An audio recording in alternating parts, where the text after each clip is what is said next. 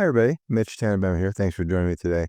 Today, I'm going to talk about part of CMMC that we don't usually talk about, and that is federal contract information. Normally, we talk about controlled unclassified information called CUI or CUI, who you talk to. And that's really kind of the crux or the hard part of where we are in CMMC, because that requires you to meet 110 controls or 320 assessment objectives. What is the other part of CMMC? And remember, there's three parts: level 1, level 2, and level 3. Level 3 is not quite fully baked, although we're starting to see some stuff, and that's mostly going to be around the intelligence community.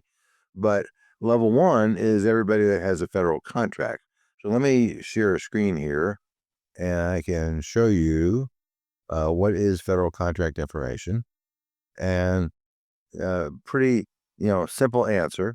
It's information not intended for the public that is provided by or generated for the U.S. federal government under a contract. It encompasses data created during the performance of the contract, such as timeline schedules, reports, meetings, draft deliverables, and other stuff that does not rise to the level of controlled unclassified information. So that's what FCI is.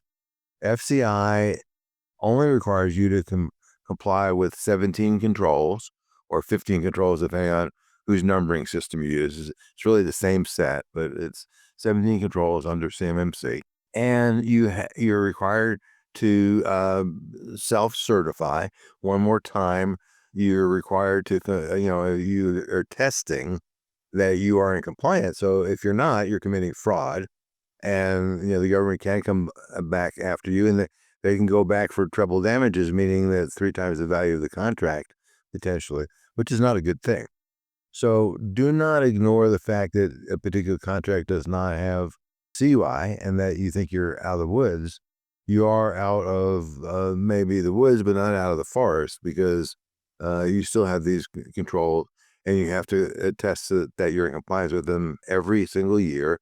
That's an officer, and lying about that you're in compliance puts you at risk of being charged with a crime or being civilly prosecuted under the False Claims Act. Also remember that for all things CMMC, you must retain artifacts for 6 years that show you are compliant. So it's a lot simpler than having to comply with level 2. It's certainly a lot simpler than having to comply with level 3.